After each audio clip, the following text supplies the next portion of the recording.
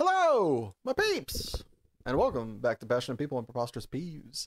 I am still your host, Ike, and before I get too more wet, I'd like to just take a moment and say thanks for being here and giving this pod a listen. It means a lot to me that you chose to use your precious time and give me and my guest your ears. Now, if after all this radicalness, you still have the wherewithal, it'd be really cool if you shared this with someone who you think would like it, or just subscribe yourself if you already haven't. That'd mean a lot. And if you want to tell me what parts of the show you were passionate about, peeved you off, or just say hello, you can always reach me on Twitter at LikeIkes and via email passionandpeevespodcast@gmail.com. So, not so fun news that's kind of been taking over my life the last couple days. My car got broken into. Hooray! I'm finally an Angelonian. This is the first time I think my car has ever gotten broken into. A while back, somebody tried to jimmy into my car and then gave up, but ruined my ability to get into my own car, and I had to get that fixed. This time, I got to go out on this Monday morn, or this last Monday morn, so this would be like the 5th. And, yeah, in the rain, tromped across the street to find my back window just kind of gone. And glass all over my back seat. How could this have happened? Yeah, somebody turned broken. And then I saw in the front somebody had tried to hotwire my car and was too dumb to know how to do it. Which, hooray, but also really wish they had kind of taken some self-inventory before embarking on the first part. Either which way, made my way to work, finding out the oddly fun fact of, this is a brief aside, I'm not saying this is a point of pride, although it is rather, I think, kind of cool. It didn't bother me at all. I messaged people, my boss being like, yo, I'm going to be late. I got to figure out what I'm going to do for a second. But everybody I talked to was very worried about and for me, but I just kind of drove to work. It didn't really affect me other than the fact that I was getting a little bit of rain in the car. But oddly enough, the thing that did bother me is when I was driving to work under these circumstances, when you go high miles an hour, if you have one window open, or at least one of the back windows open, it creates this weird like sound. Don't know if that picked up well or not, but it's this very odd kind of somebody explained it well to me, but I forget what it's called. It was really annoying. To sum it up, found out it doesn't get solved by opening the other back window. However, it does get solved by opening the window on the same side that's in front of it, which creates this kind of loop, which I was able to figure out while driving 6 miles an hour in the rain. So that was kind of neat. Finally got to work, called, and got the fun news that my insurance doesn't cover this because it wasn't enough damage. So this was going to be out of pocket. Neat. And they recommended this one service. Oh, cool. Thank you. How much is it? $430. And I have to go to them tomorrow. Contacted a friend. He goes, yeah, here's a number. You can get them today for $250. So thanks, insurance, for recommending a very expensive service that was unnecessary and out of my way. Also, actually, thank you, Kyler, for knowing shit and being awesome. So rainy this week. Holy shit. So it was rainy on Monday. It's rainy on Tuesday. Hey, it's still raining today. And I believe it was just either Monday or Tuesday, as many Angelonians are very well aware, but maybe y'all aren't. We got our year's worth of average rainfall in a day. Neat. Also, it turns out Angelonians can't drive for shit in the rain. The amount of people that were, yes, I understand it was raining a lot, were driving like 35, 40, and a 60 was maddening. It wasn't the first rain of the year. The road isn't going to be slick. It'll be fine. Just kind of move it. Anyway, that aside, there are some, however, lovely Angelonians, as I earlier mentioned. Kyler, the sweet lad that is my downstairs neighbor and previous guest and great friend, stopped by the other day while he's fortuitous enough to see me still in my car after work the other day and stopped by and said hi and then walked with me back to our apartment in the rain and bought me a little boba milkshake. It was very sweet of him. So if you hear this, you're a real one. Thank you, buddy.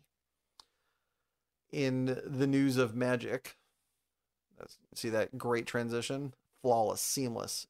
You wouldn't have known it was there if I didn't say anything about it. I will be going to the regional championship in Denver. They'll have transpired after you probably hear this recording, or maybe before. I'll probably post it before. So, if you're hearing this early, you can check and see how I'm crushing it. If you look up Regional Championship Denver, you might be able to figure it out from there. I don't have a link to post just yet. Um, but hopefully I'm doing well. But either way, I should be enjoying myself. And that is the number one goal. And the number two is to whoop ass. Hopefully I get to do both. That'd be rad. Speaking of things that are rad, really enjoying and would highly recommend Andrew Bird.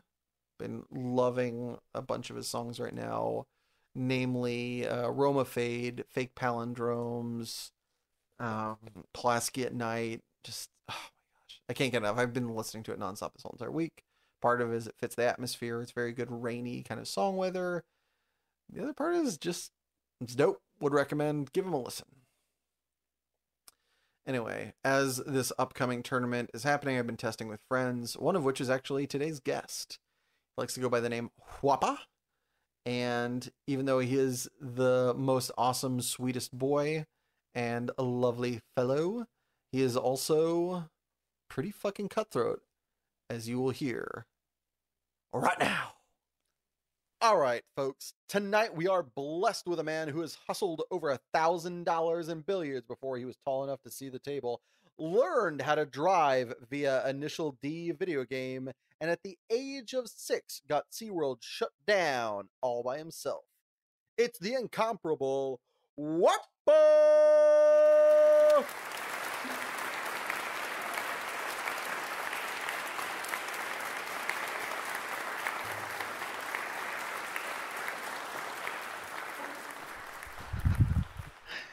Thank you for having me. Not gonna lie, I wanted to hold that for a little bit longer. That was very satisfying. Just as I am sure the thing you are passionate about too is satisfying. My guy, what is it that you are passionate about that brought you on the show today? The thing I'm personally most passionate about is having a very strong competitive gaming outlet, whether that was League of Legends, currently is Magic, or when I was very young, it was competitive billiards. All right, so as said in the intro, very young, you were hustling before you couldn't see the table. How did that work? So I had just moved to Hawaii, and one of the things that me and my mother would do to spend some quality time together was to just go to restaurants together. One of which was a local a pub crawl. So there happened to be a small little arcade section and two billiards tables. And I was fascinated by the game, fascinated by how mad people would get, how energetic people would get, and I wanted a piece of it. How old were you at this time? I was 8 to like 10-ish in that range. Yeah. You're like, I see these grown men getting angry. How can I get into this? Yeah, that and seeing the satisfying sound of hearing the two balls hit each other was just like music to my ears. So how did you get into something like that? You're 8 to 10 years old. You're there with your mom, which unless also a billiard shark, that's kind of how does that work? So I was always pretty blessed with being having very good hand-eye coordination, and luckily that translated very well into understanding how the game worked once my mother was previously very good at billiards when she was in like high school and college Oh, age. okay. Uh, she tried to not let me play because she didn't want me. She's an older lady, and so she came from a time when billiards and playing pool was considered racy, like considered dodgy, like Yeah. only the bad kids did it. Uh, but me, she saw how fascinated I was with it, and so she would give me a stool so I could see the table height. And I started learning just from people at the bar. Like occasionally people As would you come do when you're over. 8 to 10 years old, Yeah, chatting with the people at the bar. yeah. People just want to teach you. You're this cute little kid. They want to teach you. Um, So after, a few months, I started getting like more skilled and understanding how the game worked. And unfortunately for new people coming to the bar, I still look like a little 10-year-old who doesn't know what they're doing. Uh, and unfortunately for them, they would, hey, kid, you want to play me? If you win, I'll give you some money. And if you lose, it's okay. Oh, I mean, And to well, me, that's what they get for being arrogant. that's what they get for being arrogant. And so, unfortunately for them, I would beat them, and then they would get mad because they just lost to a child. And then they would want to double or nothing. And this repeated so many times. My mother, after the first time it happened, she was like, how much money do you have left? Because a round of billiards cost $1. She would give me 10. I would be gone for 4 hours while she's like, having a drink, enjoying watching the waves. And I would come back and she would ask me how much money I have left. And I'll tell her. And I told her one night I had $200 and she was very confused. Uh, and we had a very long conversation about how it's not right taking money from people worse than you. Oh wow, mom's a sportsman. Uh, and then I told her the story, and she was like, serves them right, and JK, fuck those everything was people. fine. Yeah. So how the starts were 8 to 10 years old. How long does Mhm. it go before you moved on from that in such a capacity? So I kept playing until I was about 14 or 15, so midway through middle school. I had done the circuit of not professional level, but like right below it, Hmm.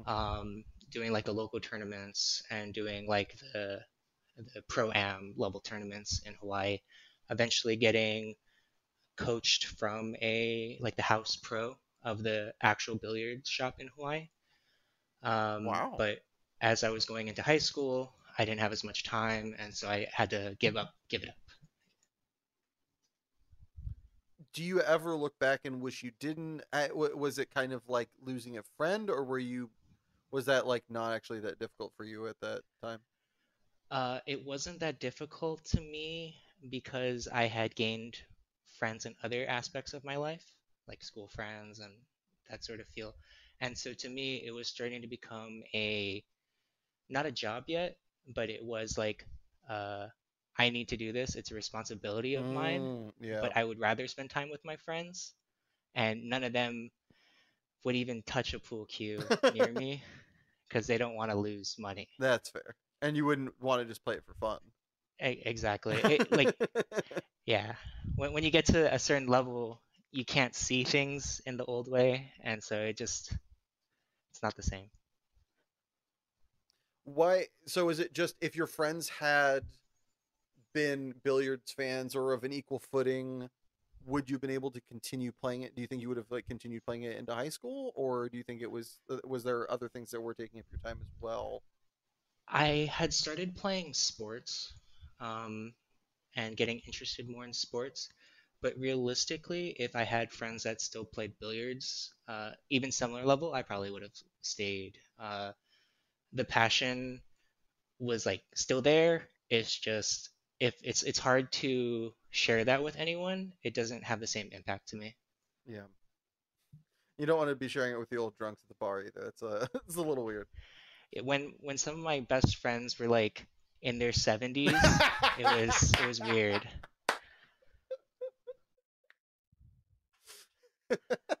There were definitely some old pros who were living vicariously through me, and it Aw, was getting. I appreciate them, I love them, but it also was weird. weird. Yeah. So going from there, you go through high school. When does the next like competitive gaming aspect of your life kick in? So I had been playing sports, and as people do in high school, I had done. I had been at a party, had done a little too much drinking. What? Hold on. Drinking, partying in high school? No, no one would No one's ever. ever done that. Yeah. So unfortunately, I when I get drunk, I tend to want to jump off things. Uh, It says it on the label. You got It, you know, it does. Yeah. Red Bull gives me wings. Alcohol makes me jump. It's very similar. it. Uh, so, I jumped off from the second story balcony. I attempted to jump into the pool, and unfortunately, I missed. So, in the course of missing, I break my leg. Breaking my leg means I can't do sports. It does seem to impede that, yes. Yeah. So, that was my senior year of high school. And with no sports available, uh, in previous years, like towards the same billiards time, I'd played like Dota, Mm. which is the predecessor to League of Legends. So I started going to LAN centers again, PC cafes, and at the PC cafe, some of my new friends that I had acquired conned me into playing League of Legends, and that rest writes itself.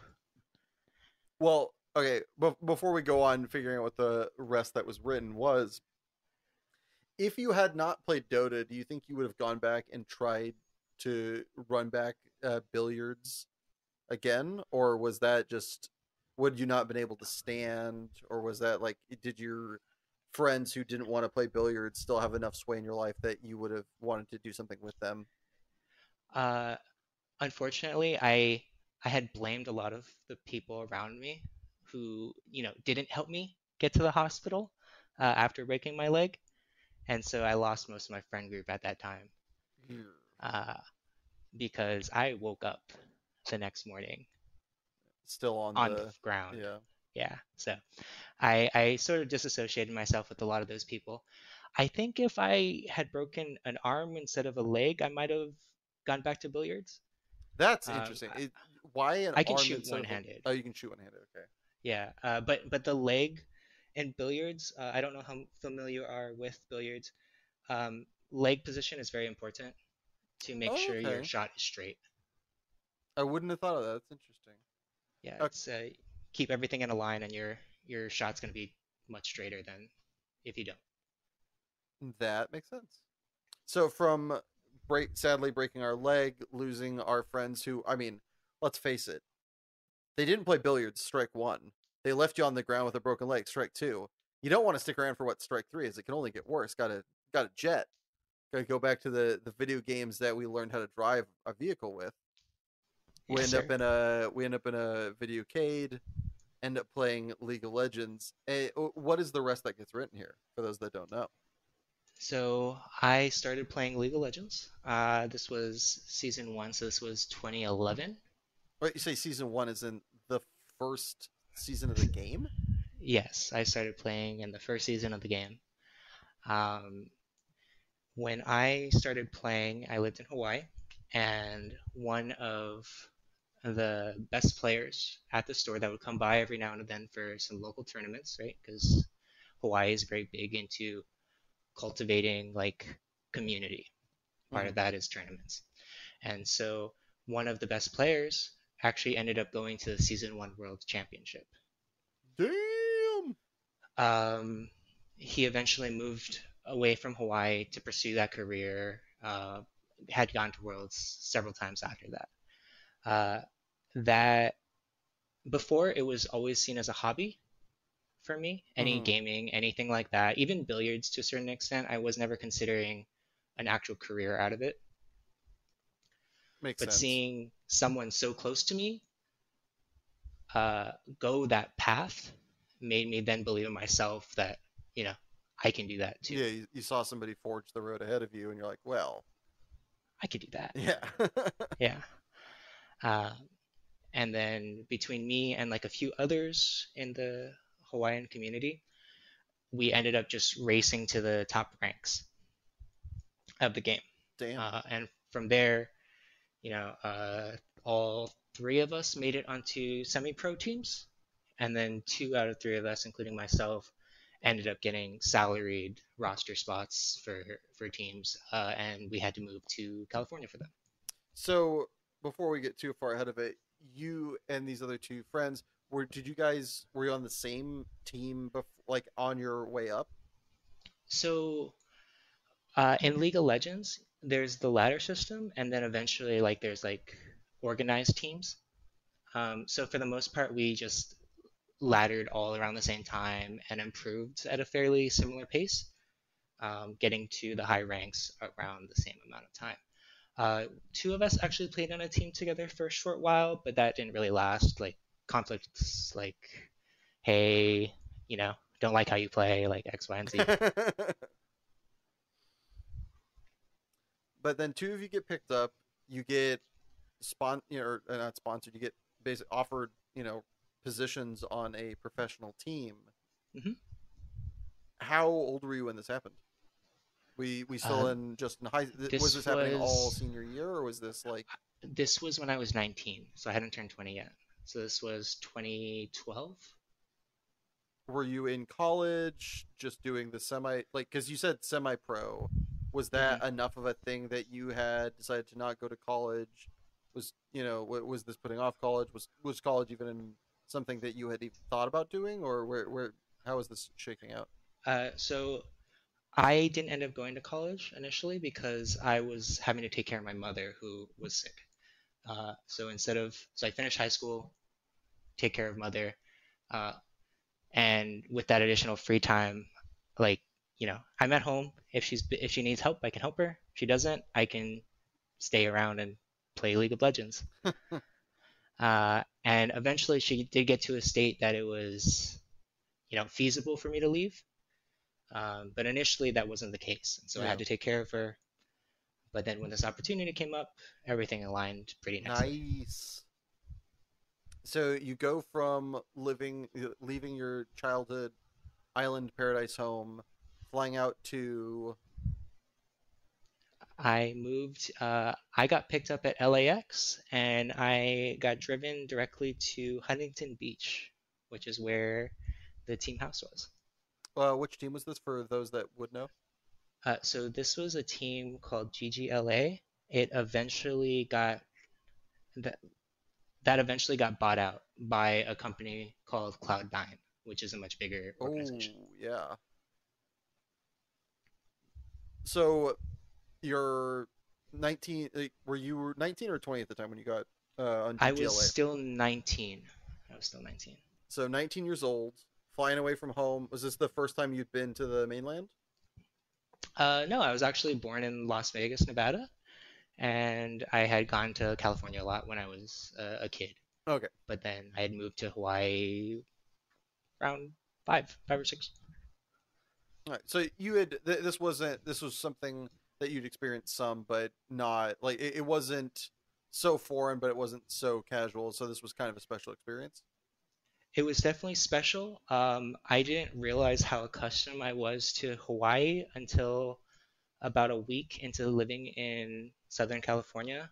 I had decided, oh, okay, I'm gonna go to 7-Eleven. I'm gonna get some good food. It'll be fine, and then I'll come back and play more League. Uh, because I don't know if you're aware, in Hawaii we have uh, musubis, we have bentos, we have a bunch of different good, solid Asian food options. And when I went here, it's not the same. Slight rude awakening. Yes, yeah. Oh man, that's amazing. All right, so other than that rude awakening, what were some of like the bigger changes from living with your family, living in Hawaii to moving to Los Angeles? So when I first moved into the gaming house, it was definitely like a more startup team. It was actually ran by like a group of like, they were older than me, but looking back, they were mid 20s. They weren't that much older than me. Running and Uh, gunning. and they basically were. So like, they paid me a salary, they paid for my housing, paid for my food, but like they didn't really know like how to live necessarily. So like no one knew how to cook, no one knew how to clean. So it was a lot of Uber Eats, it was a lot of Grubhub. Grubhub was bigger at that point. Um, and they just didn't have many life experiences. And so being surrounded by people like that was very uh, eye-opening. So we're 19. We're out here at Huntington Beach, California, living the dream. How was it? playing like kind of pro am like minor league to making the big time, what kind of change was that like? Did you enjoy the shift? Was it too much too fast? How did you adapt? So when we first started, we basically only got options to do pickup tournaments, eventually making it to the challenger scene, which is one step below the highest. Uh, that was where we peaked. Um, it was a lot more effort. Obviously, there's a lot more effort put in. I would say when I was first playing League, it was always for fun. It was always like an enjoyable experience. Um, Towards the peak of what we were doing and trying to accomplish, I was playing 16 hours a day, That's a seven lot. days a week. Yeah, so it's a little bit of League. Um, and that incorporates like doing team practices, watching the film, uh, queuing up by myself just to make sure I'm staying on top of my game. So when you changed and were playing that much, did you still enjoy it at all? Did you enjoy it more? Did you enjoy it less? How did it vary in your experience? Tournaments became the most enjoyable part. Um, I'm sure you Why? experienced something similar. It's the highs of winning and equally to me, the experiences of losing. As long as I could learn something from it, was something I enjoyed. As long Okay. as we could grow as a team and grow as individual players, as long as I could see growth, I was fine winning or losing. Wow. So how long did this go on for? Like how long were you able to play professionally? I was salaried for 3 years, so from when I was 19 until I was 22. Um, After that, my last team, I had actually been replaced by a different player who was, we had done a scrim set. They wanted to try out a new player. I was the captain of the team. I am more than willing to try out a new player. Came from sports. If he's better than me, he deserves my spot. Simply, straight up, I'm fine with that. We did two scrim sets. When we played, we 3-0'd, and when he played, they 0-3'd.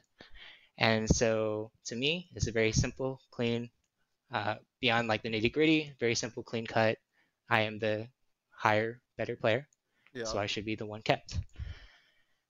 Unfortunately, our new star player really enjoyed that player, really enjoyed his friend, Oh and so they went no. with him instead of me. And that very much disillusioned me to what competitive gaming was at that time in League of Legends, and so I was starting to like shift focus away from competitive League, and it took me a few years to even enjoy League again. Yeah. During that time before this brouhaha of stupidity occurred, how did your enjoyment of the game change, grow, or maybe even stay the same? Was it still like it was before you left Hawaii? Had it gotten better? Had it gotten worse? I definitely became more snippy with people. Um, as a high level player, I felt the game should be played in a certain way, and if especially in the ranked environment without the team aspect, it's much more frustrating when a player has a hero complex where if they're not the one carrying the game, then nothing matters. When I was a very team oriented player who, as long as we win, I don't really care Sure. for those sort of games. I still enjoyed it. It just I found enjoyment in different aspects. I didn't get to play with my friends as much because they're simply not as good. So it wasn't fair to them to play games with me because then I'm raising the skill level of the game and their opponents are probably going to beat them very badly. Sure.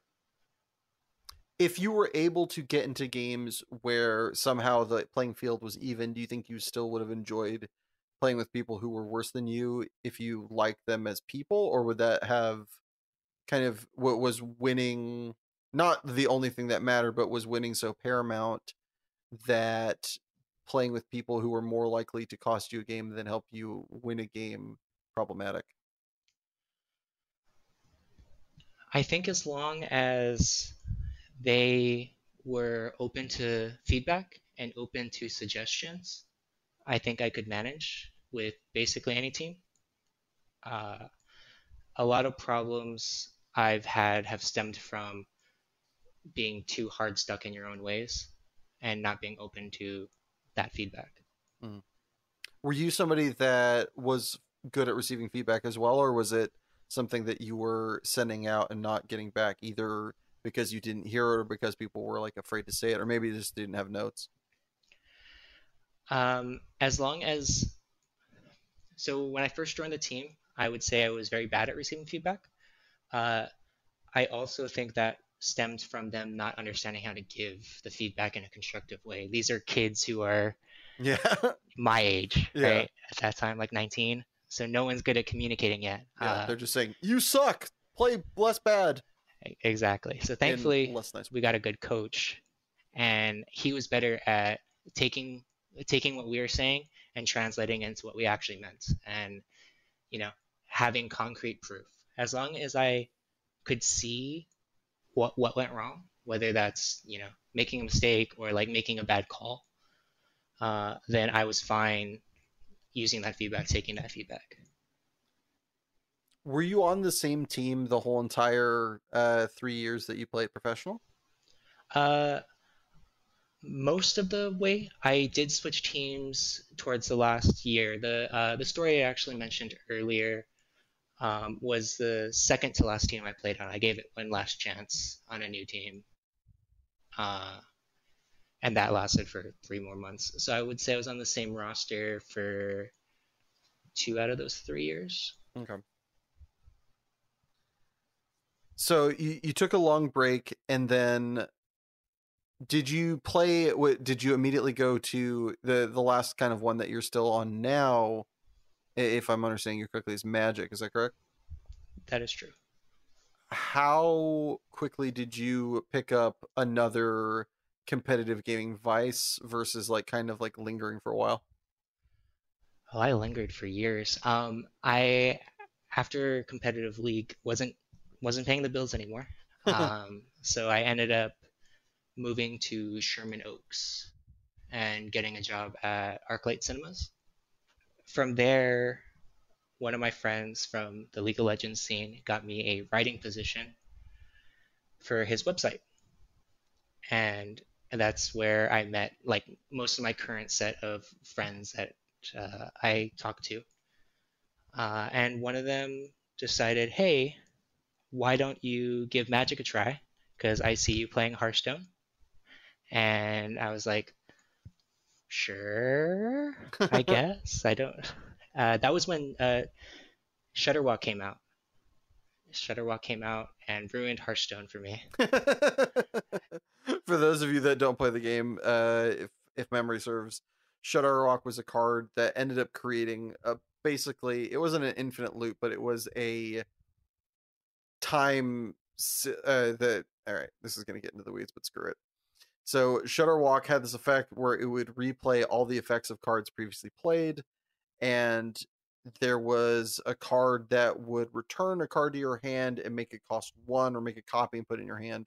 And so it required you to be very quick, and then the turns would go, your opponent would take multiple times the length of their turn in animations and game actions, and it was quite unfun. Is that about right? That yeah, that sums it up. So Hearthstone is a sad sack at this point in time, and so it's a pretty easy port over and to try a new game. Sounds like. That is yeah, that is basically summed up what happened. What? So I'm trying to remember when Shutterwalk was. Hold on. I started playing Magic in Dominaria. Okay, so 2000. 17 Yeah, so that sounds about right. around there. And this is a game that's kind of interesting. So you went from billiards, where you're making money, not hand over fist, but you're definitely, on the way to you were only interested in playing for money. I was net You positive, yeah. Yeah, the only positive and like the only way you're going to interact with the game. And then you go to something where you're playing 16 hours a day. It's literally your profession, to Magic, which both you and I love, but there is no money in it.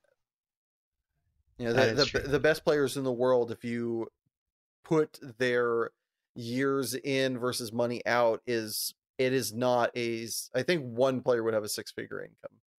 Uh, and that's only because he's probably the best player of all time and won the tournament, paid the most money in Magic's history.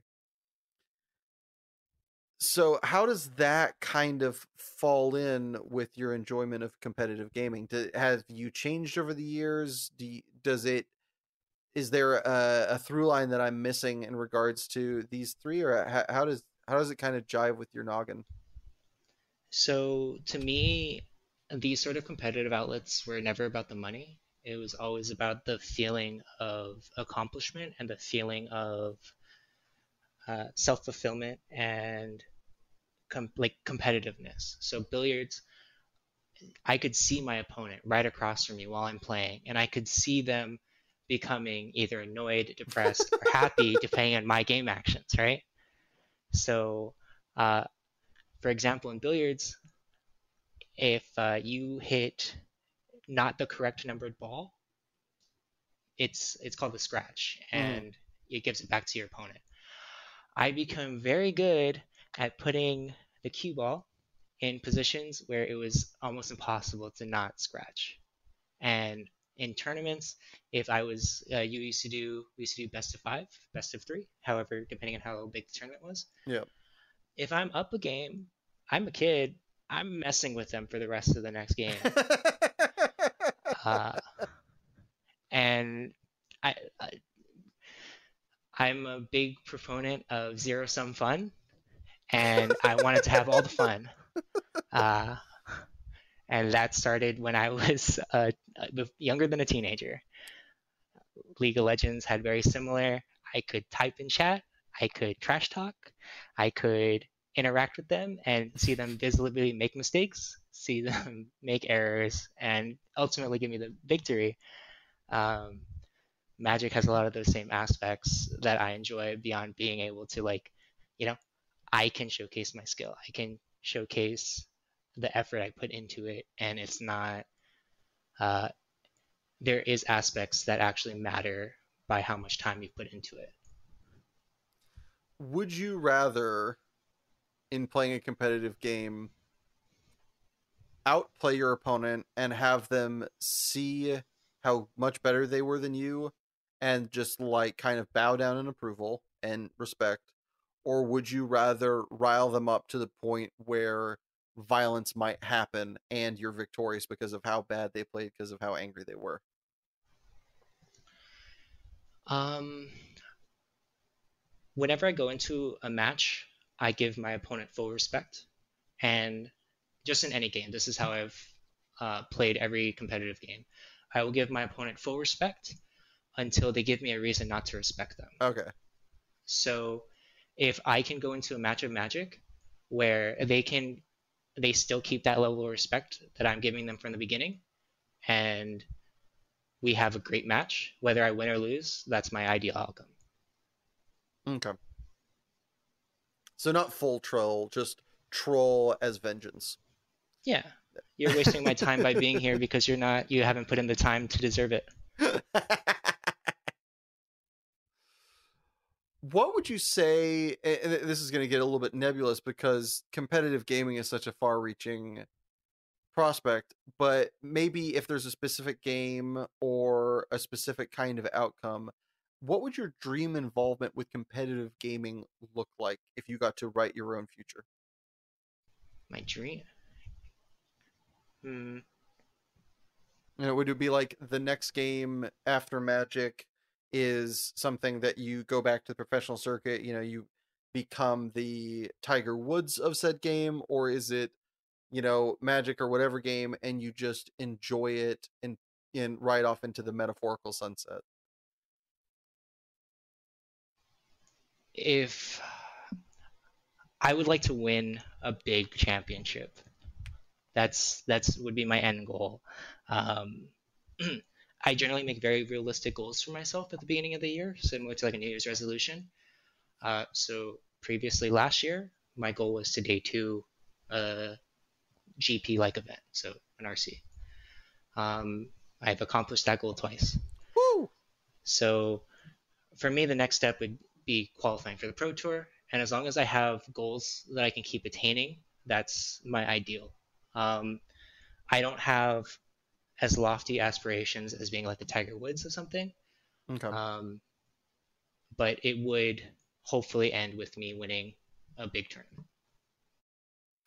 Is there someone in the competitive gaming space, whether it be games that you've played in the past, games you currently play, or other games that you kind of look at and enjoy, that you'd like to work with, be on a team with, collaborate? Okay, so the person I looked up to when I was a small kid, and thus has just stuck with me for most of my life, is a billiards player. His name is Efren Reyes, and he was nicknamed the Magician. Was one of his most famous nicknames, and he always had fun while playing. You could see it in his face, you could see it in his body expression. He has won many, many big tournaments, Oh, yes. uh, but you could always see that enjoyment of what he's doing. Some of his most famous photos are him smiling, scratching his head while he's like looking at the board, like looking at the table. Yeah. And that's always something I've aspired to. I'm a big proponent of if I'm not having fun with the game, if I'm not having fun with X thing, then I just shouldn't be doing it. Yeah. I do not know that much about billiards, but I have seen clips of this guy because he is so entertaining. For those of you that haven't, I would highly recommend going on YouTube and looking up Efren Reyes. He is he's adorable. And he's really good. I like again, don't know the game, but one of the beauties of billiards, as far as correct me if I'm wrong, is you can tell if someone's good by just Yeah, watching. It's like, yeah, they get all the balls in the holes in the right order. It's like there's more nuance to that, obviously, but it's like if you're doing that, you're probably winning. So back when you were playing, this is something that people don't know, and it did sound like it was kind of a slog, but I am kind of curious for some insight. When you were playing full-time competitive League of Legends, what was a week in the life of a competitive esports player looking like at that time? so when I started, I would wake up around like noon. Wake up around noon. I would usually just jump into a solo queue game to warm up. We would have our first scrim set, which is my five against a different team's five, for 3 or so hours. Sometimes it was based off of amount of games we played. Sometimes it was just like a strict like 3 hour time block. Mm-hmm. After that, we would have lunch and review the games if there was anything we needed to go over, or look forward to the next scrim set. So like an hour after that, we would then have another scrim block, like 3 hours or so, followed by free solo queue practice until however long we wanted to, or individual practice if our coach wanted us to work on something specific. Mm-hmm. And then that would go until two scrim sets, then dinner, and then I would play until like usually until like 3 or 4 in the morning. Were you kind of alone in this, or were your teammates kind of along the same path? Um, it depends on if they had a girlfriend or not. Most of the, mo- yeah, uh, yeah. The best time was after someone just got broken up with. You would see them play like really really long, like, and it's just like they gotta I see fill what the happened. void. They got to fill the void with something, yeah. Um, so I had a significant other at that time, but we had been together for a bit, so we understood. We understood what the goal was, so it was fine. So in movies and TV, they often showcase all of these games that we've talked about, some less than others. Obviously, Magic is like littlest stepkid in this regard, but League of Legends and esports is kind of on the pickup, and there are many movies like The Hustler or The Color of Money.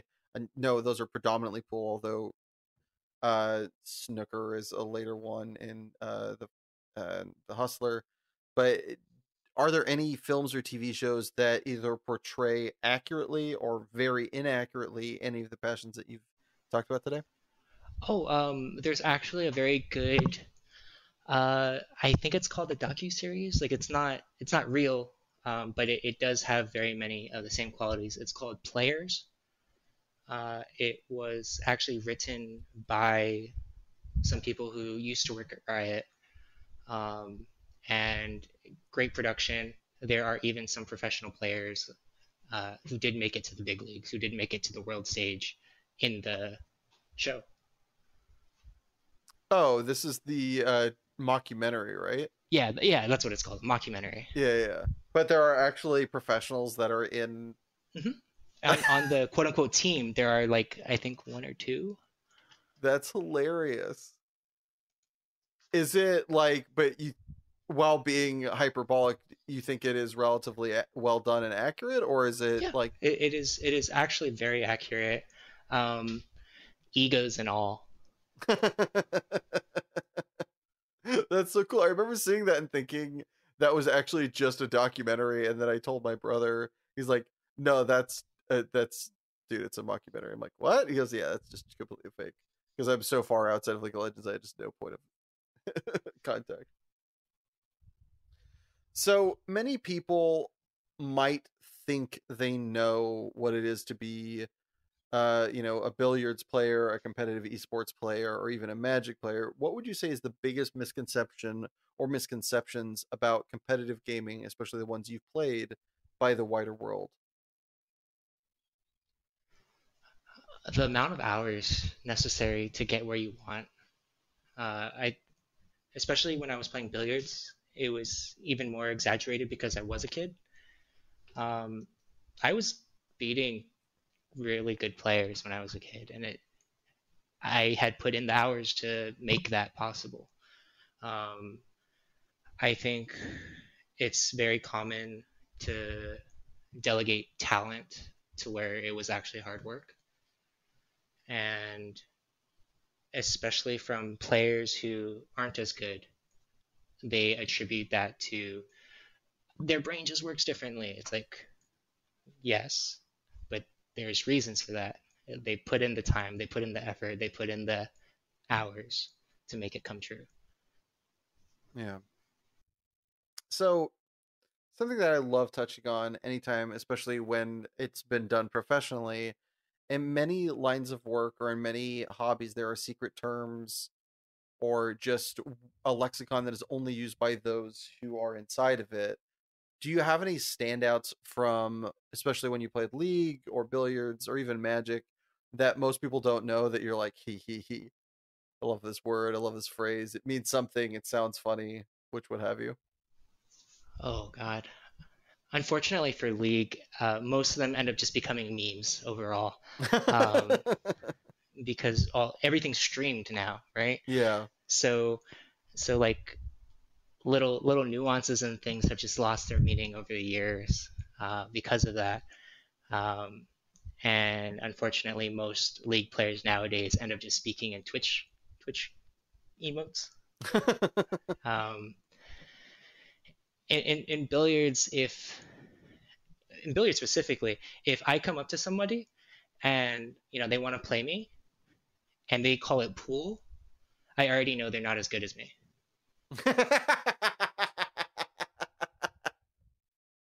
For those that don't know the difference, what is the difference between billiards and pool? Mostly it's a lexicon thing, but it has like very different connotations. Just the illustration of billiards. If you tell me you want to play me in billiards, I'm assuming that it's going to be nine ball, which is the just a smaller variation of the game and it's more competitive. And if you ask me to play pool, I'm also going to assume you want to play me an eight ball, which is what people mostly play in bars with the entire rack of 15 balls. Okay. And nine ball is, I'm assuming, nine balls. Correct. Hey, you did it. All right. Well, lastly, before we close out this lovely portion, what is your favorite non-obvious aspect to either any one of the games that you've played before, or just competitive gaming as an overall? Mm, I like how no matter what game I've played competitively, every single community, at the end of the day, acts like children. I It's when I absolutely was playing true. when I was playing billiards, I thought it was because I was a kid. I thought that's how people just acted, so I accepted it. And then I grew up, played League, was like, oh, these guys don't have any life skills because they started playing League of Legends instead of touching grass. And then I came to Magic, and it was the same thing. And I'm like, oh no, people are just like this. This is crazy. The best part is it's the same with like athletes. It doesn't matter where you go. It like any yeah, like competitive driven thing. It just, especially men, just boil down to being angry children. It's adorable. All right. Well, to go on that childish note, why don't we switch over to our second segment here? My friend, what is your preposterous peeve? So my preposterous peeve, I get incredibly hyper focused on specific desires or wants. Um, and if those desires do not get met, assuming that's what I based my entire day, trip, whatever on, it ruins my entire day. Just something awful, and I'll be in a pissy mood for the rest of the day. So this is kind of a unique one, and we talked about this before recording started. Most people's preposterous peeve is with something else. Oh, I wish this would happen. I wish, you know, a friend, I think it was in season 2, had a problem with the way other people parallel park and can't help himself, but the way they park is wrong. I got to fix it. Your preposterous peeve is with your own kind of innate, deep seated predilections in your brain. Yeah. Uh, on a whole, I'm a fairly even keeled person, Can't confirm. um, and I try to think of the best of people, or if I can't, I just don't say anything, and I just try to not Oh, interact with that that's why person. you don't talk much about me. Figured you out. Someone had to say it, figure it out. So, But what are some of the times when this has happened for you? What are some of the fixations that have gotten you in the most kind of angry at yourself for having such a hyper fixation on them to begin with? uh, oh, one of the happiest places on earth. I was at Disneyland. I had, Oh no. I had, we had a set plan, a set schedule. We're gonna go on. We have fast passes. We have fast passes for Radiator Springs Racers, which is great ride. Just usually multi-hour wait if you do not have a fast pass. And then Soarin' over California, another great ride. We go to our first ride, which was Soarin'. We're waiting in the fast pass line for an hour and 10 minutes. We get right to the front. We're about to go into the ride, and it breaks down. And they tell us to come back later. Uh, all well and fine. I can at this point I can still stay even, stay perfectly fine. We go to Racers because that's where our next Fast Pass is. We wait in line for an hour and a half through Fast Pass, and we get to the last turnstile before we get on the ride, and it breaks down. And we wait in line. They tell us we can either stay or we can leave. Either way is fine. If we leave, we can come back later. I'm so annoyed. I tell the rest of my party that we're staying. Um, we spend another half hour sitting there while I'm fuming. Uh, and then they eventually say, hey, this ride's not coming back online. Like, we're so sorry. We're going to have to ask you to leave. And just day completely ruined. Like, multiple hours waiting. I was so mad. I was so frustrated. do Do you remember the first time this ever had, like, when this kind of started for you? Was this something at the, ripe age of 4, or where did this really start to, like, kick off? The first time, huh? Oh, it's actually when I was like 8 years old. I had been told by my mother that we are going to go to a theme park, la da da, another theme park, uh, and we were told, okay, so you've been a good boy. On Saturday, we're gonna go to Disneyland. Saturday rolls around. My great aunt calls us up and asks us to help her move some furniture. And my mother, very nice, says yes. And me, child, mad. What do you mean we're gonna help her move? And my mother's like, no, no, it's fine. We'll help her, and then we'll go to Disneyland. Unfortunately, it goes until the evening, and I am just fuming. I am just so mad. I'm this mad little child. And my mother's like, okay, we can go tomorrow. And I'm like, no, you promised we're going to go today.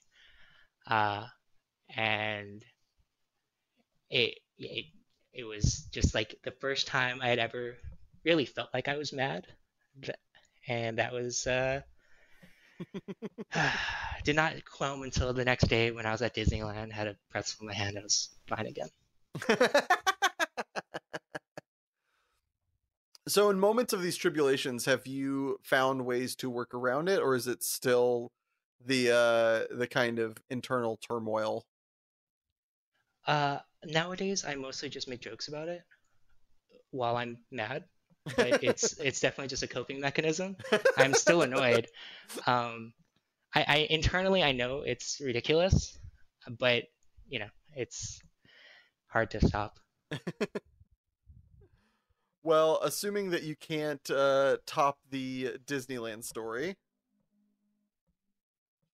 Hmm. no, no dice. Good, thank Uh, good. yeah, Oh, no, no, okay. I Whew. have other stories, but they're not as good. Okay, I am happy and sad. I would have loved a better story, but I'm glad for your life that you do not have a better story.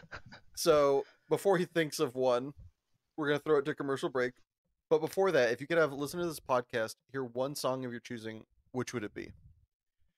So there's actually a Chinese song that my girlfriend showed me, and it's called Wayfarer. The English name is Wayfarer, and it's by No Party for Countdown. Ooh. Well, with that, we're gonna throw it to our sponsors. So Wappa here can have a minute to put on this rubber suit before we get all up in the lightning round. But if advertisements isn't your thing, then why not take a moment and listen to Wayfarer by No Party for Cow Dong? Or if you really wanted to hear a song from a previous episode, check out the playlist on Spotify, Passionate People and Preposterous Pete Podcast, Song Rex. It's a long title, I know. Don't worry, there's a link in the description. Either way, see you in a bit. Do you ever find yourself sitting around with an emptiness inside your soul or larger than preferred vacuous space? Would you like to change that? I thought so. Now introducing Stuff. For when you have nothing to do but important things. Stuff.